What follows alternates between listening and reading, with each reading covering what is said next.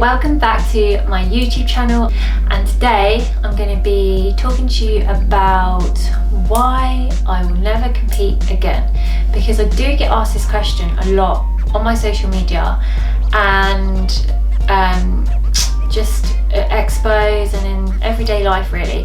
The number one question is, will you compete again? Or when will you compete again?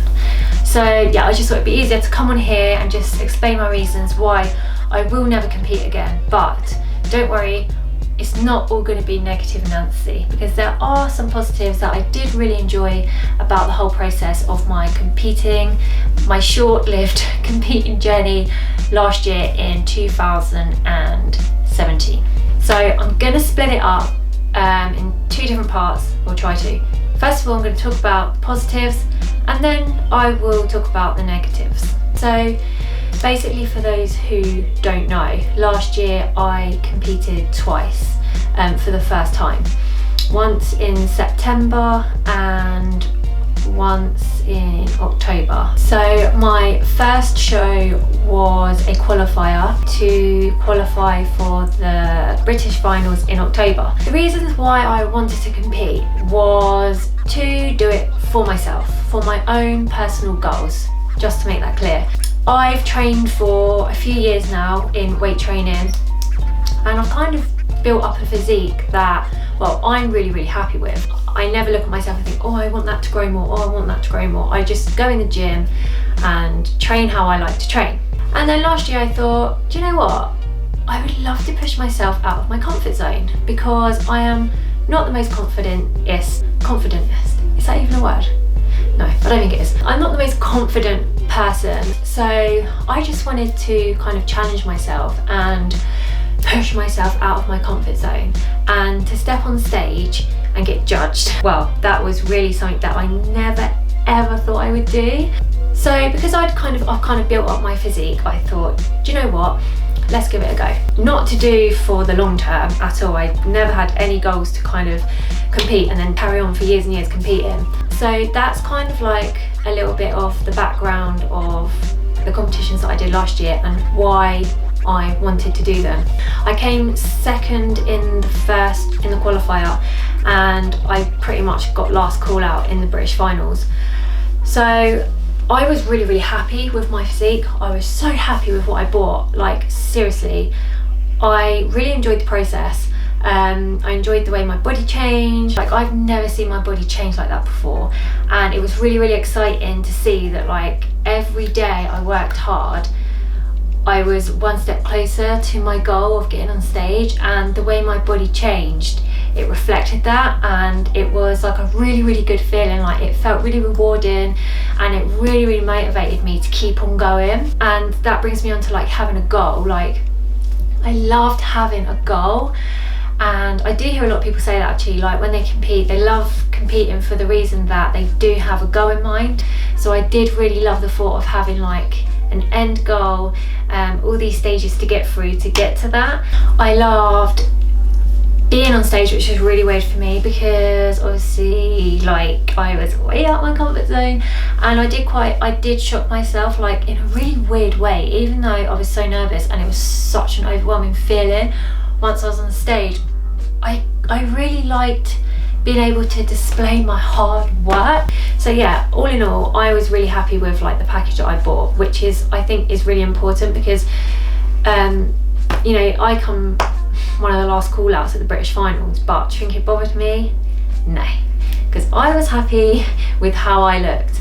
But I know for a lot of other competitors, like if they had come last call out and they're in a different mindset, it could have knocked their confidence. And which is weird for me, because even though I'm not the most confident person, it did not knock my confidence at all. So on to the reasons why I would never compete again, because so many of you want to know. So I have written some notes down because it feels like it was so long ago. Like, it was only last year, but it wasn't even a year ago, but I feel like it was so long ago. So I just had to write some bits down so I would remember. So one of the first things is that it's so expensive. Like, it's kind of like a wedding. as soon as you want to go and get your makeup done or a tan done or anything like that, the prices just shoot.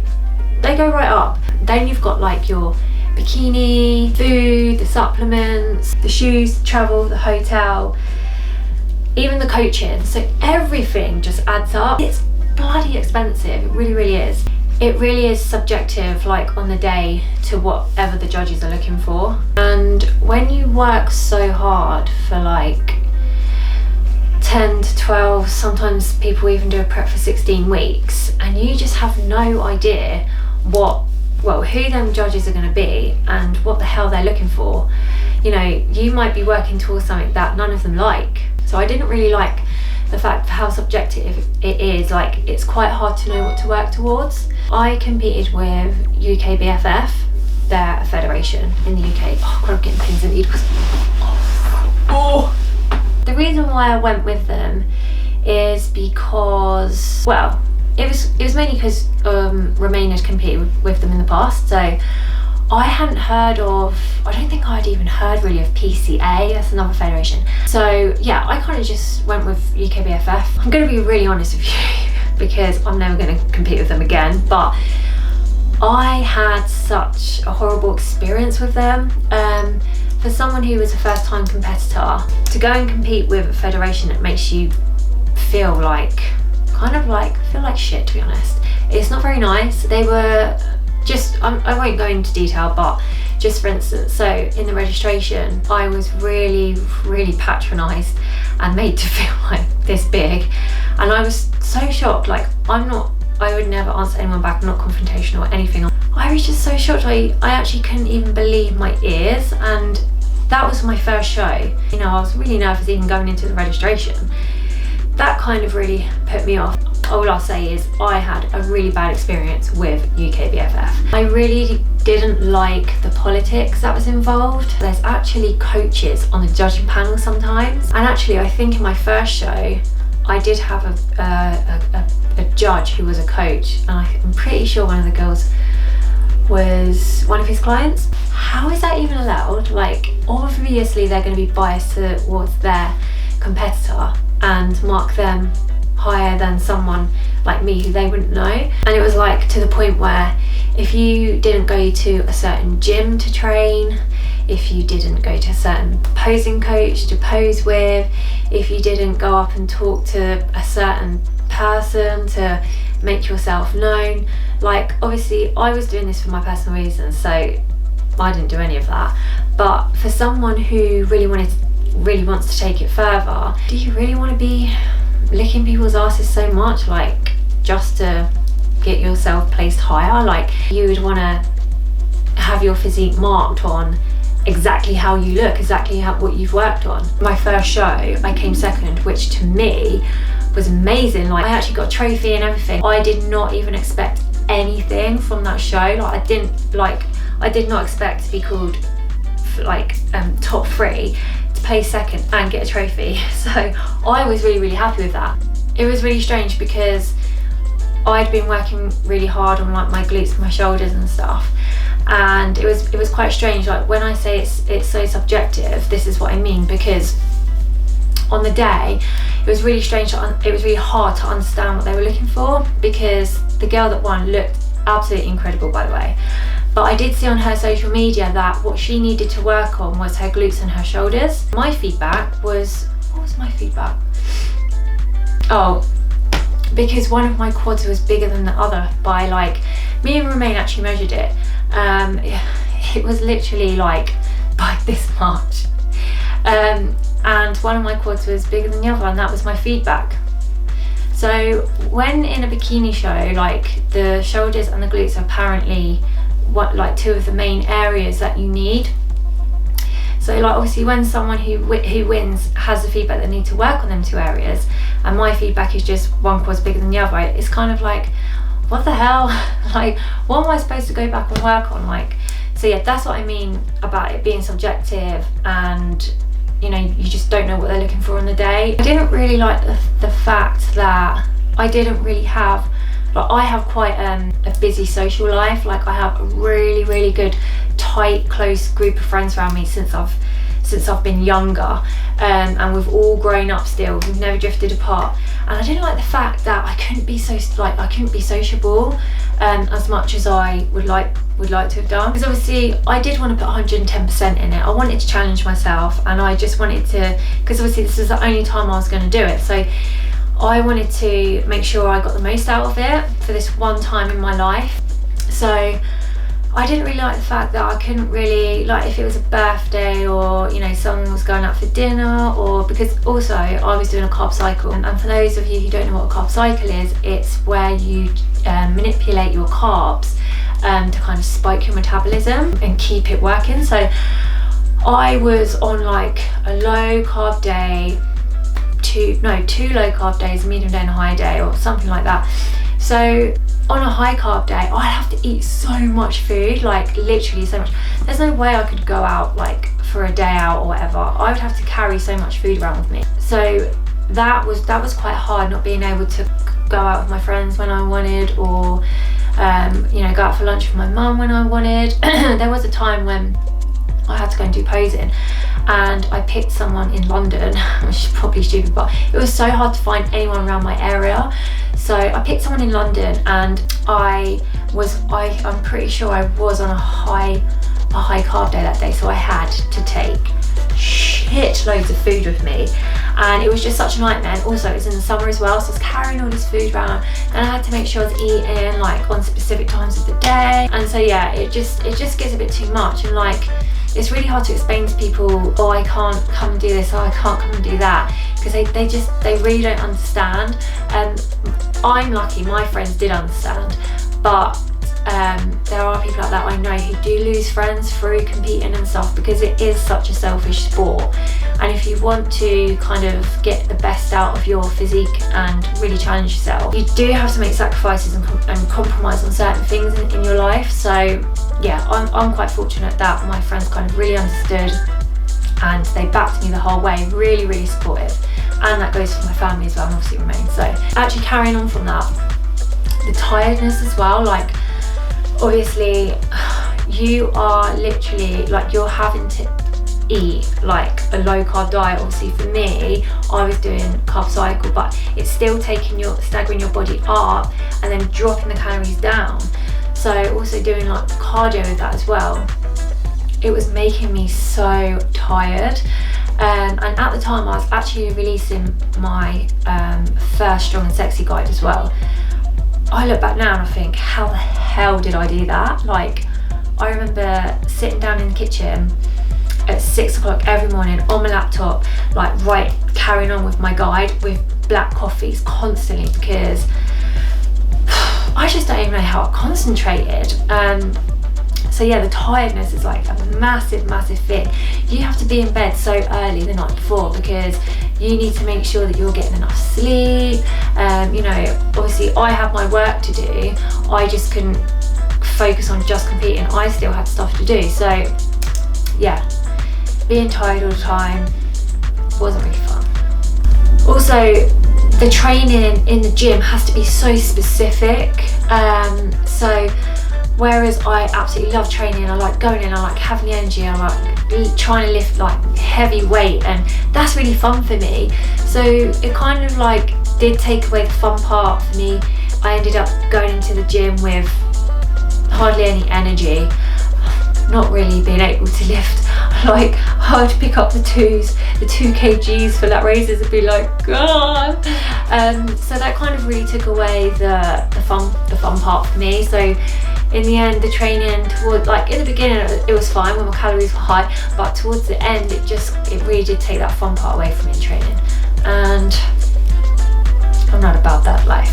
It didn't really make me feel good either. Like, it made me feel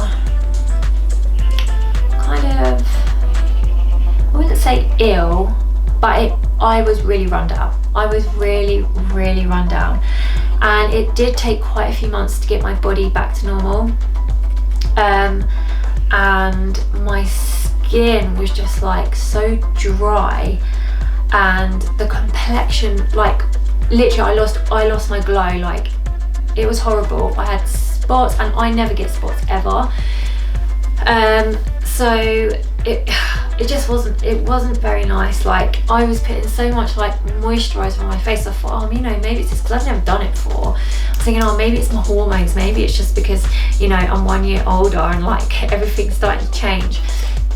And it just didn't make me feel good at all. Like, when I say I was run down, I kept getting like, actually I suppose you could say I was getting ill. Like, I was picking up colds really easily, like the sniffles, coughs, I was picking them up really easy, and I'm not someone who gets ill easily. It takes me a lot to get ill. So yeah, that's another reason. It just didn't make me feel good on the inside and on the outside at all. One of the last pointers is that for me, there's no money in it. Like, obviously, like I mentioned, when I competed last year, I was bringing out my first guide, and I struggled. Like, I really struggled to create that guide. I did it, but it was very much, it was hard. It was hard work. You know, competing does take all of your energy. Like, if you are serious about it and you do want to get the most out of yourself, you do need to give it 110%, and it's very hard to kind of like channel your energy into anything else at that time.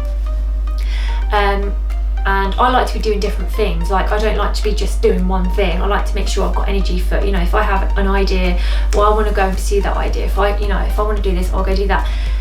When you're competing, like, it just zaps every bit of energy out of you. And it was kind of like, obviously, I'm a social media influencer and I do different things with different companies, and it was quite hard for me to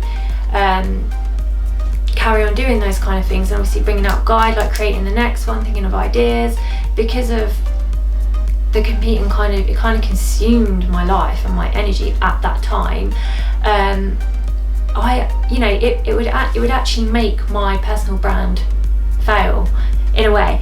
And obviously this is my job. Like, my social media is my job, and that's how I make my money. So for me to have, if I ever did want to carry on with it, something would have to give, and unfortunately that would probably have been my livelihood.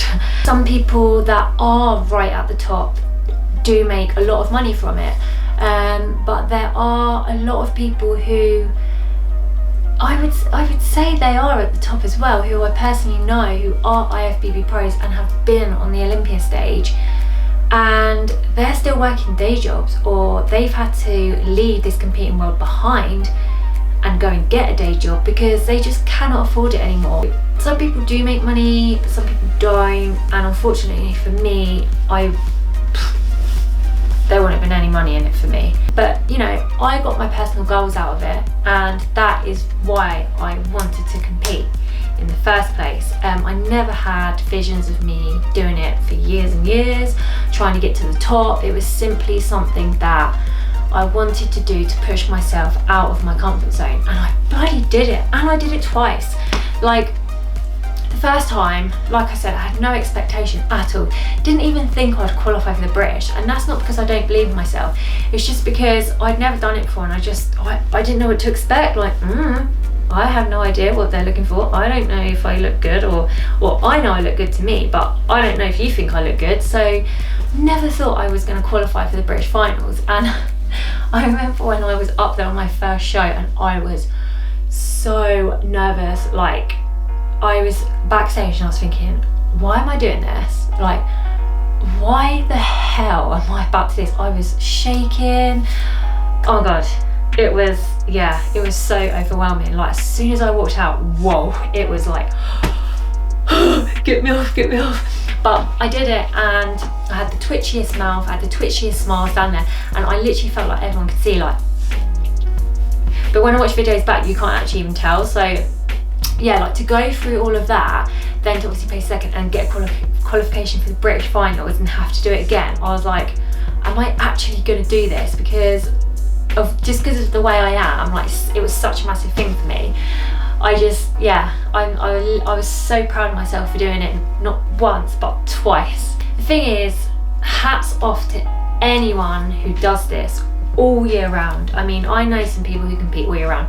They look incredible, it is for them, they love it, and you know, that's fine if it's your thing and you're getting what you want out of it. At the end of the day, that's what it's all about, if you're happy in doing it. But for me, they are the reasons why I would never compete again, really. So hopefully I won't get asked that question anymore, because I do get asked it a lot. And when I say, you know, it's not for me, they're like, what? Why? You looked amazing. I'm like, yeah. The thing is, I just like to do what I like to do. I like to eat what I want to eat, and I like to train how I want to train. So what I'm going to do is I'm going to link my show day vlog below for my first show. I vlogged the whole day, so you can see exactly how I looked. You can see the process that I went through to getting on stage, to getting tanned, to eating before, to traveling, like everything. You can see everything. Well, I hope you enjoyed it, and if you do have any questions, just ask them below. If you want any advice on anything at all, just pop a comment below and I will get back to you, and I will see you next time.